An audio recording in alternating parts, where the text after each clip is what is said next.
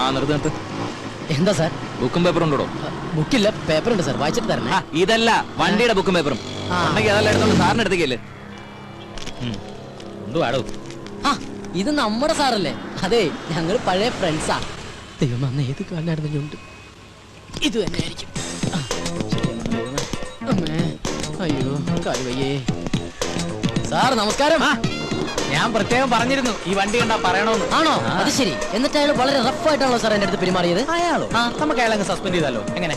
വേണ്ട സാർ, പാവം വയറ്റിപ്പഴപ്പിന് വേണ്ടിയിട്ടല്ല, എങ്ങനെയും ജീവിച്ച് പോട്ടെ സാർ. പിന്നെ എന്തൊക്കെ സാർ വിശേഷങ്ങൾ? നീ ഇന്ന് തനിച്ചുള്ളോ? മറ്റേ അന്തനോടെ? ഏതെന്തേ? അന്തൻ അവൻ പെട്ടെന്ന് മരിച്ചു പോയി സാർ. ഒരു ദിവസം സിനിമ കഴിഞ്ഞ് വരുന്ന വഴി ഒരു പൊട്ടക്കെട്ടിൽ വിടവും മരിച്ചു പോയി സാർ. അത് പോട്ടെ, അന്ന് കണ്ടപ്പോ ചോദിക്കാൻ പറഞ്ഞു, ഇതിന്റെ കാലിന് എന്ത് പറ്റിയെന്നാ പറഞ്ഞേ? കാലിന് അന്നത്തെ തിരക്കിൽ ഞാനും പറയാൻ വിട്ടുപോയി. അമ്മ പോളിയോ എടുക്കാൻ മറന്നുപോയതാണ് സാർ. അമ്മ പോളിയോ എടുക്കാൻ പറഞ്ഞതിന് നിന്റെ കാലിന് എങ്ങനെ അടുത്ത് വരുന്നത്?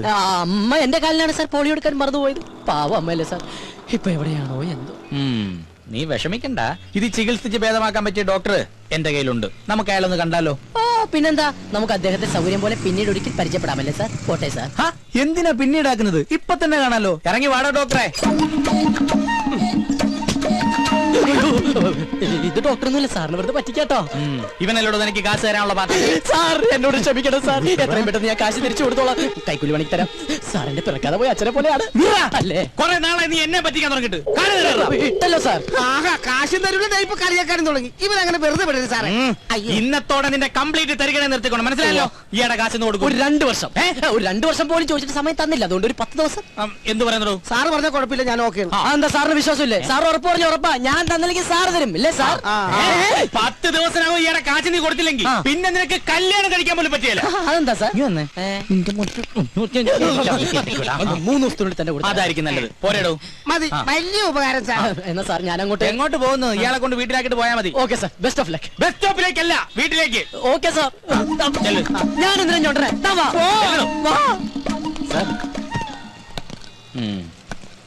ഇതിനകത്ത് നമുക്കുള്ളൊന്നും ഇല്ലല്ലോ. ഇവനൊക്കെ തൂക്കി അകത്തിട്. Madam, madam. യെസ്. സ്വാമിനാഥൻ അയച്ചെന്ന ഗിഫ്റ്റാ. 2 പേർക്കും ഉണ്ട്. ഒരെണ്ണം അപ്പുറത്ത് കൊടുത്തു.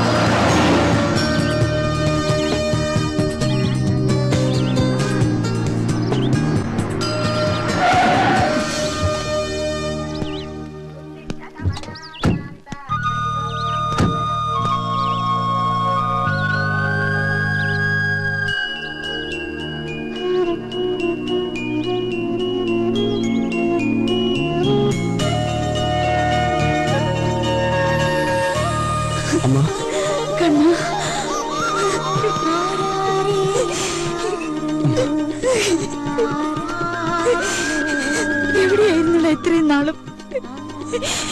ഞങ്ങളെയൊക്കെ വിട്ടുപോകാൻ തോന്നിയില്ല നിനക്ക്? എന്തായാലും ഞാൻ വന്നില്ലേ അപ്പൊ എങ്കിൽ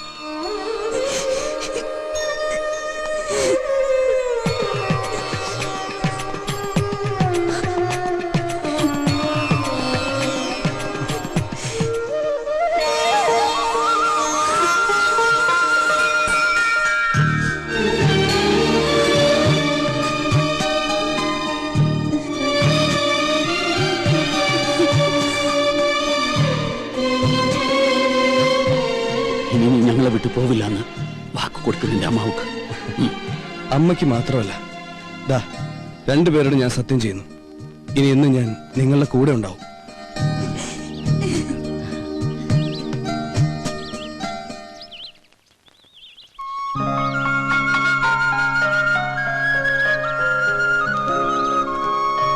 ആ, ഞാൻ പരിചയപ്പെടുത്താൻ മറന്നു. ഇത് ഗൗതം. ഹലോ. ശീതലിന്റെ ബ്രദർ.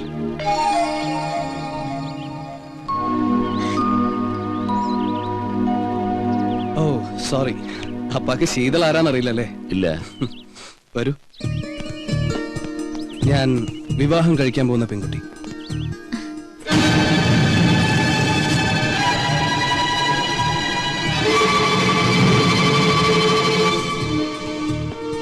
നിങ്ങൾ പിണക്കത്തിലാണെന്ന് അറിഞ്ഞപ്പോ എന്നാ പിന്നെ അത് മാറ്റി മാതാപിതാക്കളുടെ അനുഗ്രഹത്തോടെ മതി ഞങ്ങളുടെ വിവാഹം എന്ന ഒറ്റ വാശിയിൽ ഇറങ്ങി തിരിച്ച കക്ഷി.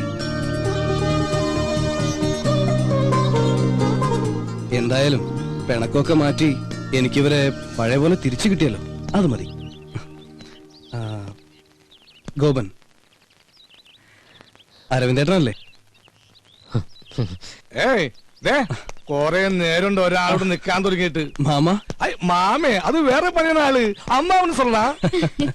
എന്തായാലും നമുക്ക് അടിച്ചു പൊളിച്ച് ആഘോഷിക്കണം. പിന്നെ കളഞ്ഞു പോയി എന്ന് വിചാരിച്ച മുതലല്ലേ നമ്മുടെ മുമ്പിൽ വന്ന് ചിരിച്ചു നിൽക്കുന്നത്. നമുക്കൊന്ന് ആഘോഷിക്കണം. ആഘോഷിക്കാം. ഉള്ളപാടാ കണ്ണ. എങ്ങോട്ട്? നമ്മുടെ വീട്ടിലേക്ക്. വേണ്ട, ഇത് രണ്ടും നിങ്ങൾ പിരിഞ്ഞു താമസിച്ച വീടല്ലേ? ഏയ്, ഇവിടെ വേണ്ട. നമ്മൾ ഒന്നിച്ച് കഴിഞ്ഞിരുന്ന സ്ഥലമല്ലേ? നെക്സ്റ്റ് നമുക്ക് അങ്ങോട്ട് പോവാം. ഓക്കെ.